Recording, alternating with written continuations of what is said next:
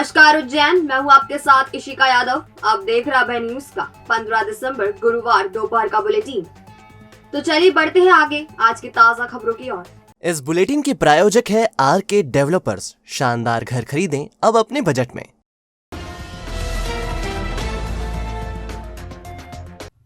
धार्मिक कट्टरता अब लोगों के सिर चढ़कर बोल रही है। इसी कड़ी में 3 बत्ती चौराहा स्थित दक्षिण मुखी बालवीर हनुमान मंदिर में मुस्लिम हलवाई को प्रसादी की नुक्ती बनाने से पार्षद सुरेंद्र मेहर ने रोक दिया। इतना ही नहीं, पार्षद ने पुजारी को धमकाया और बवाल करने की धमकी दे डाली। 8 साल से मुस्लिम हलवाई ही भोजन प्रसादी बना रहा है। श्री दक्षिण मुखी बालवीर हनुमान मंदिर 3 बत्ती चौराहे पर माधव क्लब की तरफ से आते समय उल्टे हाथ पर आता है। मंदिर के पुजारी मनीष पेड़वा हैं और 15 सालों से वह यहाँ पूजा कर रहे हैं। हनुमान अष्टमी के मौके पर मंदिर से प्रसादी वितरित की जाती है और इसके लिए अष्टमी से एक दिन पहले नुक्ती बनाने का काम शुरू होता है। करीब 1.5 क्विंटल नुक्ती का प्रसाद वितरित किया जाता है। गुरुवार को नुक्ती बनाने का काम तोपखाना में रहने वाले हलवाई सईद अहमद नागुरी ने शुरू ही किया था कि पार्षद सुरेंद्र मेहर अपने साथियों के साथ पहुंचे और मुस्लिम हलवाई से नुक्ती बनवाने से इनकार करने लगे। इतना ही नहीं, उन्होंने धमकी भी दी कि यदि नहीं माने तो अभी हिंदूवादी संगठन के लोगों को बुला लिया जाएगा, इससे बखेड़ा खड़ा हो सकता है। पुजारी ने मौके पर डायल 100 को बुलाया, तब कहीं जाकर ये लोग वहां से हटे। हालांकि इस संबंध में पुजारी मनीष पेड़वा सीधे तौर पर पार्षद का नाम लेने से बचते दिखे। उन्होंने बताया, सर कल हनुमान अष्टमी है और हनुमान अष्टमी के उपलक्ष्य में हमारे यहाँ प्रसादी बनती है और हमेशा जो बनाने वाले हैं वो मेमोडियन है, तो उन्हीं से बनवाते हैं। 8 साल से बनाते आ रहे हैं वो। अभी कुछ लोग यहाँ पर आए थे और हम धमकी देके गए कि आप प्रसादी बनाना बंद कर दीजिए, क्योंकि ये अपने साथ गलत व्यवहार करते हैं और इनकी विचारधारा गलत है, और नहीं तो हम आपको बजरंग दल वाले और विश्व हिंदू परिषद वालों को लेके आते हैं हम यहाँ पर और आपका काम रुकवाएंगे। क्या हनुमान अष्टमी है, हनुमान अष्टमी भगवान की अष्टमी केवल उज्जैन में मनाई जाती है, उसके उपलक्ष्य में हनुमान प्रसादी भगवान की प्रसादी बनती है। कौन लोग हैं जो आपको धमकी दे रहे हैं? यहीं के लोकल लोग हैं, यहाँ के चौराहे के 3 बत्ती चौराहे के लोकल लोग हैं। इधर बताया ये जा रहा है कि हिंदू हलवाई 1.5 क्विंटल नुक्ती प्रसादी बनाने के लिए 5,000 रुपए मेहनताना मांग रहा था, जबकि सईद केवल 1,500 रुपए। पिछले 8 सालों से वह इसी मेहनताने पर नुक्ती बना रहा है, इसलिए उसे ही काम दिया गया है। बहरहाल धार्मिक कट्टरता का यह रूप आने वाले समय में क्या गुल खिलाएगा, अब ये तो वक्त ही बताएगा। ठंड का मौसम अब शुरू हो चुका है। बुधवार को गिरे मावठे के बाद ठंड एकाएक बढ़ गई। हालांकि रात के तापमान में कोई ज्यादा बदलाव नहीं आया, बावजूद इसके लोग ठिठुरते रहे। अभय न्यूज के वीडियो जर्नलिस्ट शकील खान ने बुधवार रात शहर के सार्वजनिक स्थानों पर ठंड का जायजा लिया और लोगों को सर्दी से परेशान होते हुए पाया। रेलवे स्टेशन पर बाहर सोने वालों के पास अलाव की व्यवस्था नहीं थी और लोग अपनी जुगाड़ से अलाव जला रहे थे। यह अलाव उन यात्रियों को भी राहत देते दिखे जो सफर के लिए आए थे। रेलवे स्टेशन पर तांगा स्टैंड के पास राजू नाथ ने बताया कि कचरा, पन्नी और कपड़े बीनकर अलाव जला रहे हैं। निगम ने अभी तक अलाव की कोई व्यवस्था नहीं की है। हाँ, तो लकड़ी कहाँ मिल रही है जलाने को? ये तो कचड़ा पन्नी बीन के हम ताप रहे हैं। भयंकर लग रही, कपड़े नहीं है तो पहनने को, और ठंड कड़ाके की चल रही है। यार ऐसे में हम जैसे उम्र के निपट जाए तो कौन क्या देगा हमारे लिए? कुछ रोड पे मिल रहा है ओढ़ने ना बिछाने हमारे लिए, ना कम्बल ना। नहीं, नगर निगम उधर करती है व्यवस्था, ऑटो स्टैंड पे हमारा यहाँ नहीं करती है। तांगा स्टैंड है, ये व्यवस्था हमारी खुद जलाते हैं और खुद तापते हैं। क्या जला रहे हो आप यहाँ पे? ये पन्नी लकड़ी जैसे कचड़ा जल रहा है आपके सामने। नागपुर से आए दर्शनार्थी नीरज हेड़ऊ ने बताया, हम तो नागपुर से महाकाल के लिए दर्शन के लिए आए थे। महाकाल के दर्शन के लिए आए थे। यहाँ पे तो बहुत ज़्यादा ठंड है। ठंड से तो लोग यहाँ पे परेशान होंगे। मेरे को तो अच्छा लगा यहाँ पे अवंतिका नगरी में। हम तो यही संदेश देंगे, क्या इधर के लिए व्यवस्था कुछ करे। हमारे नागपुर में जैसी व्यवस्था है इधर के लिए भी वैसी करनी की। हमारे नागपुर में तो ठंड के लिए लोग कंबल सब बांट देते हैं, सबके घरों में कंबल वंबल सब बांट देते हैं। और नागपुर में तो आग जलाने के लिए लोग लकड़ी लाते हैं, नगर पालिका से लकड़ी लाते हैं फ्री में। वैसे तो लकड़ी फ्री में मिलती है। जिला अस्पताल के बाहर दिहाड़ी मजदूर करने वाले भी ठंड से जूझते हुए नजर आए। फुटपाथ पर सोने वाले ठंड से जूझ रहे हैं। अस्पताल के अंदर निगम अलाव की व्यवस्था करता है, लेकिन अभी तक उसने व्यवस्था नहीं की है। एक मजदूर सलीम ने बताया कि कई साल हो गए अस्पताल के बाहर सोते हुए, लेकिन निगम से अलाव के लिए लकड़ी कभी नहीं आती। सवाल ये उठता है कि हर साल जब निगम लकड़ी देता है तो आखिर जाती कहाँ है? इस संबंध में सलीम ने बताया, नहीं, आज तक जिंदगी में कभी लकड़ी नहीं आई। 20 साल हो गए मेरे को देखते देखते। कहाँ गरीब आदमी को लकड़ी देंगे? क्या नगर निगम तो खुद तो पेट भर ले। तो कहाँ से लकड़ी कहाँ से आएगी यहाँ पे? आज तक दी है जिंदगी में, कभी लकड़ी नहीं करती है, आज तक करी नहीं है कभी नगर निगम ने। कहाँ से लकड़ी देंगे? उनका तो पेट भर जाए। ये मजदूरी करते हैं चौराहे पे, मजदूर लोग हैं, सब बेचारे सोते हैं, 100-150 होंगे, बस 60-70। अभी पड़ी कहाँ ठंड, अब पड़ेगी। इसी तरह देवास गेट बस स्टैंड पर भी यात्री और मजदूर बस स्टैंड परिसर में ठंड से परेशान होते हुए नजर आए। सभी ने रजाई और कंबल की सहायता से ठंड से बचने की व्यवस्था की हुई थी, लेकिन गर्माहट के लिए अलाव नजर नहीं आया। महाकाल मंदिर क्षेत्र में हरसिद्धि मंदिर चौराहे पर ड्यूटी दे रहे सिक्योरिटी गार्ड भी जुगाड़ की लकड़ी से सर्दी से बचने के उपाय करते हुए नजर आए। यहाँ भी निगम की लकड़ी नहीं पहुंची थी, जबकि भस्मारती के लिए सैकड़ों भक्त यहीं से लाइन में लगते हैं।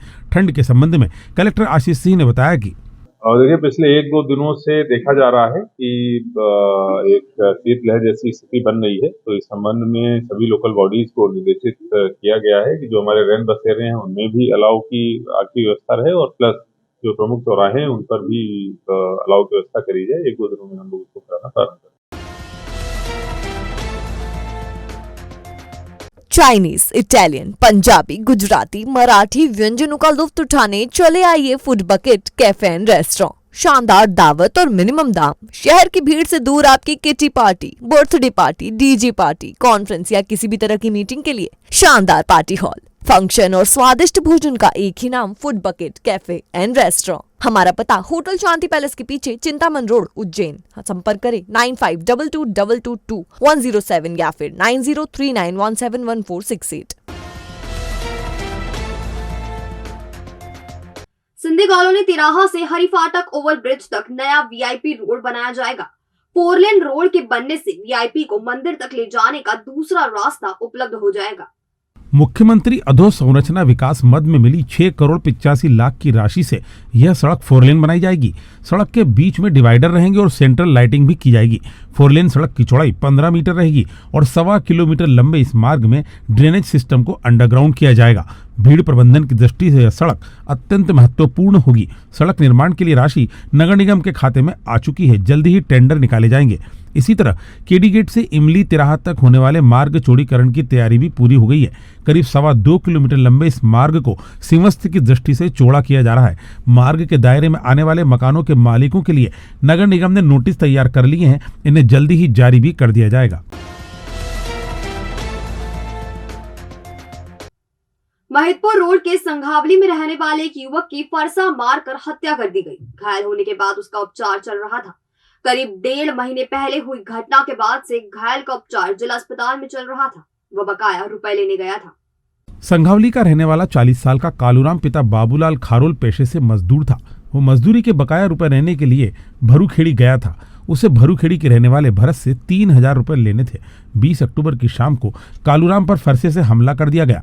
गंभीर हालत में उसे उपचार के लिए उज्जैन अस्पताल लाया गया। यहाँ माधवनगर अस्पताल में उसका निधन हो गया।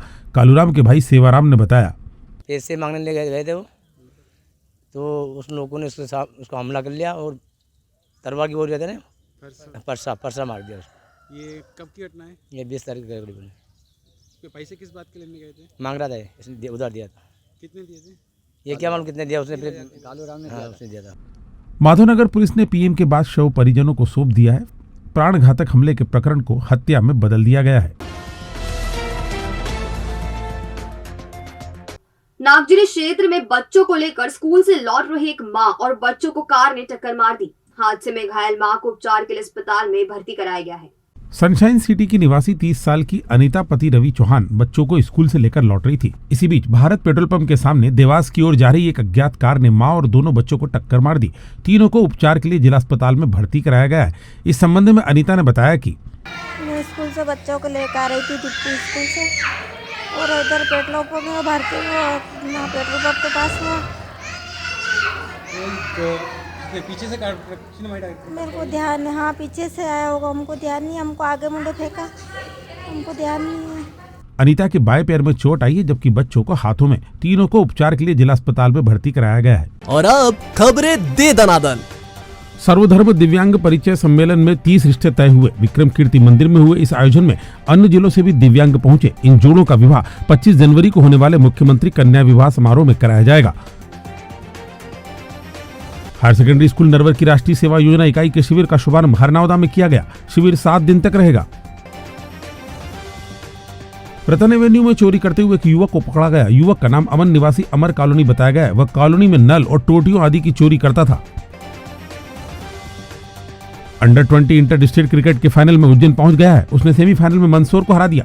पहली पारी में बढ़त के आधार पर उज्जैन को फाइनल में प्रवेश दिया गया। सेवाधाम में 3 दिनी समारोह का समापन हो गया। अंकित गोयल की स्मृति में हुए समारोह में पद्मश्री नागेंद्र ने शिरकत की। श्री जी हॉस्पिटल उज्जैन शहर के लिए चिकित्सा जगत में नई सौगात। सर्व सुविधा युक्त अस्पताल जहां आधुनिक मशीनों और अनुभवी डॉक्टर्स द्वारा किया जाता है उपचार। घर जैसे वातावरण में सभी बीमारियों का इलाज नॉमिनल शुल्क में।